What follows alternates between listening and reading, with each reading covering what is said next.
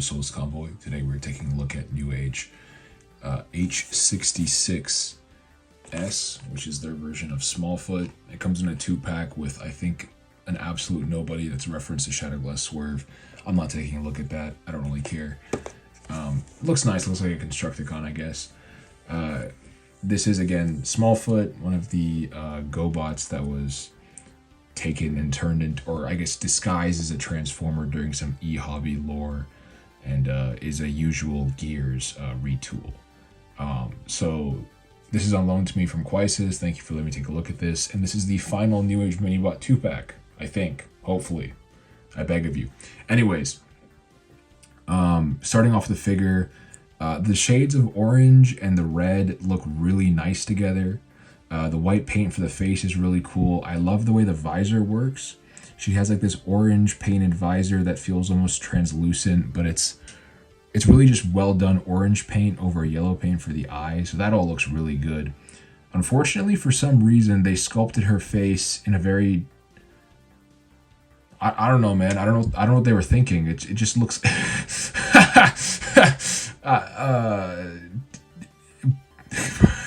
she's pogging, I guess. I really don't know why it looks like this.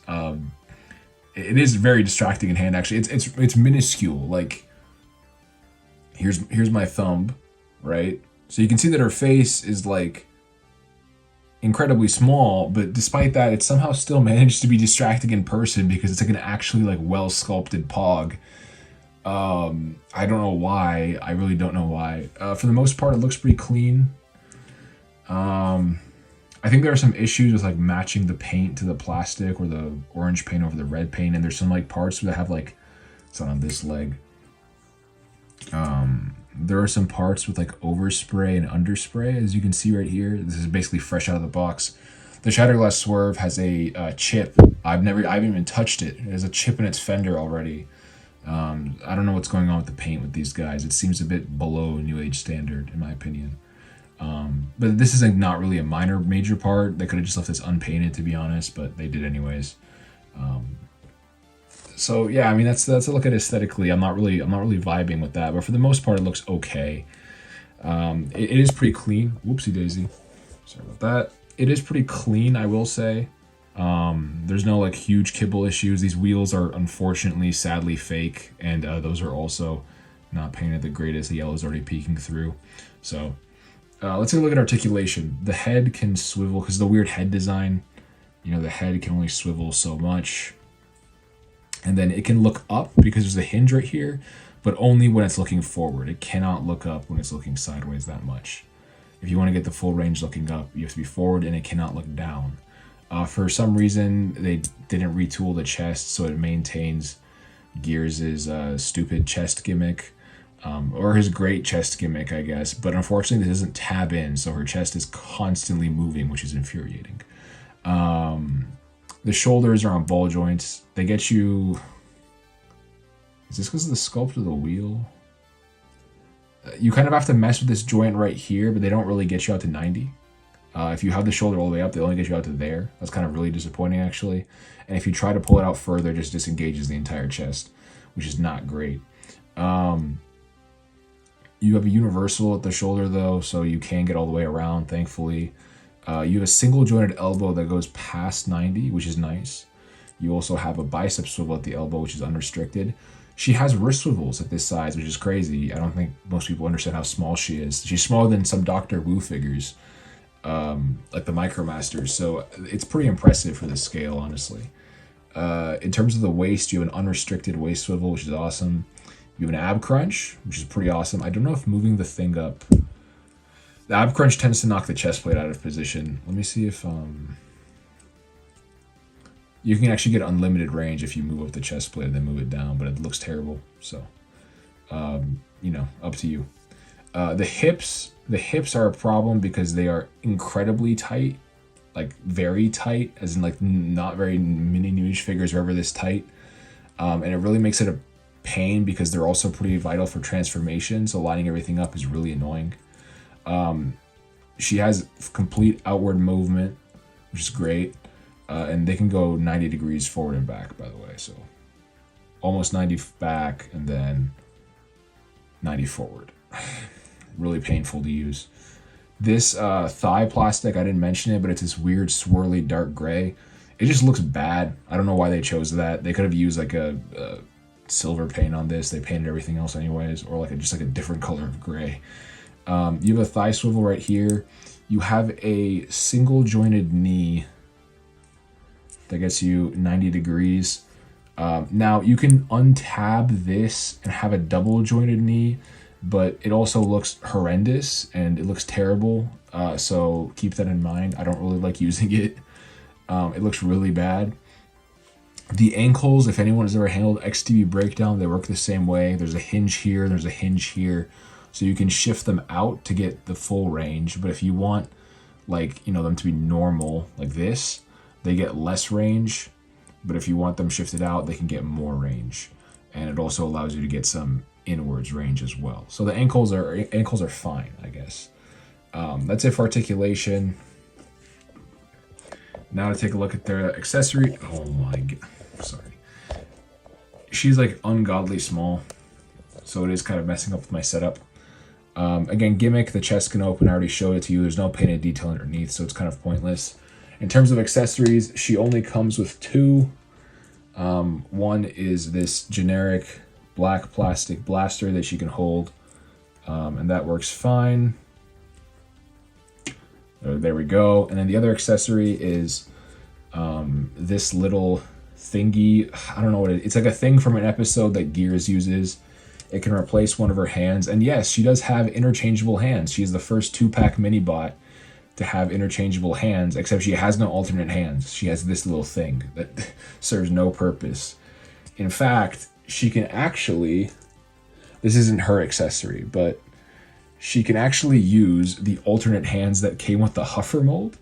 They're obviously a little big for her, but if these were downsized by like 10%, she could have easily had alternate hands. So I don't know why Newage just refused to give these to her. Like, okay then. I mean, I guess I really needed that one thing from the episode of the cartoon she didn't appear in over alternate hands. Thanks, Newage. I appreciate that. I mean, yeah, I don't know. Before I move on to size comparisons, I will say I'm going to untab this part of her chest. There's like a clear plastic hinge here and a clear on clear there for this windshield, and it wouldn't really bother me that much because Newage clear is usually pretty robust, but it is extremely small and thin, and it's way too tight, and it's the first step of the transformation. So make of that what you will. Just be careful with that if you do have this figure, and if it steers you away, it steers you away. Size comparisons first. Let's look at all the Newage mini-bots. This accursed toy line that has haunted my dreams with their 2-packs and their goofy repaint shenanigans. I am sick and tired of splitting 2-packs, honestly. And I'm sick and tired of paying like $50 to $60 for 2 mini-bots, one of whom I don't want. I don't own a single full 2-pack, by the way. I don't own this one. I'm not going to keep this one. I'm not getting caught for myself. She's pretty small, as you can see. I don't know if she's more complex than Wind Charger. She just feels really complex. Her tolerances are pretty bad. Usually the mini-bots veer loose, which is good because their transformations are fiddly in particular, so them being loose makes them easier. She's too tight, which makes her painful. But yeah, I mean, I guess, you know, like 3 of these are GoBots, the Road Ranger and the Man-O-War. They look pretty good together. There's Hubcap and Wasp. I don't know. I mean, I felt like in terms of the small but complex and impressive, I feel like Wasp was a lot more impressive in that size class. Let me just zoom out. So we have those. And then, like I said, here's Dr. Wu Cosmos, who I've said before is shorter than most Dr. Wu figures usually, right? Actually speaking, if I don't have it right now on me. I mean, it's just on the other side of the room. But she is shorter than Dr. Wu's Megatron, for example. Here's next to a Legion class figure. So she is really small. And her transformation is fully featured. It's pretty complex for this size. So it is really impressive. But at the same time, you know, there's only so much a man can take with this shit. Excuse me, sorry. Yeah, that's it. She's small. She's tiny. I'm gonna suffer through the transformation, and then we'll take a look at the alternate mode. Here's alternate mode with some general size comparisons. Legion, Doctor Who Micromaster, Core Class figure, Deluxe. I can't stress how small this is. Let me move these out of the way. I think I just measured, I think it's 3 centimeters long in alternate mode. For those of you who don't know what centimeters are, that's about an inch and like a fourth or a third. Here she is with the other Newage minibots. As you can see, appropriately small. Feels the most compact. I will say the alternate mode is actually really clean. It doesn't have that many seam lines like Wind Charger, who's another really complex but small mold.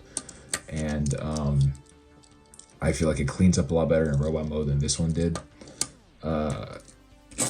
Just take a look at it by itself. Move everybody out of the way. It is extremely small. You know, this is only 3 centimeters. It's very clean. Again, there are some issues. Transforming this windshield is genuinely a pain. None of the Newage minibots have a step that is this precarious, because I don't think any other ones actually use that much any clear plastic. Kind of a strange choice, I guess. Pretty clean from the back as well. You know, definitely a lot cleaner than the Legacy one with like the whole chest plate out there. Fake wheels are visible underneath. There is ground clearance, nothing rolls, so no paint chipping from the bottom. Nice painted details on the bottom of the feet. These parts with the overspray become a bit more apparent in this mode right here. Again, they could have just left that stuff unpainted right there. I think there's some damage. Yeah, there's some damage right there too. And that's not from transformation. That was there when I unboxed the toy. So, you know, paint for some reason. I don't know. This thing is covered in paint at this size. It's a bit precarious. It feels like a Fans Toys mini bot almost. It feels Fans Toys in that sense. The tight hinges also feel Fans Toys. I don't know. It's really impressive. I mean, this is kind of basic. You know, it rolls just fine. It's adorable. It's adorably small. It is literally Doctor Who sized. I just feel like it may not be designed for play, if that makes sense.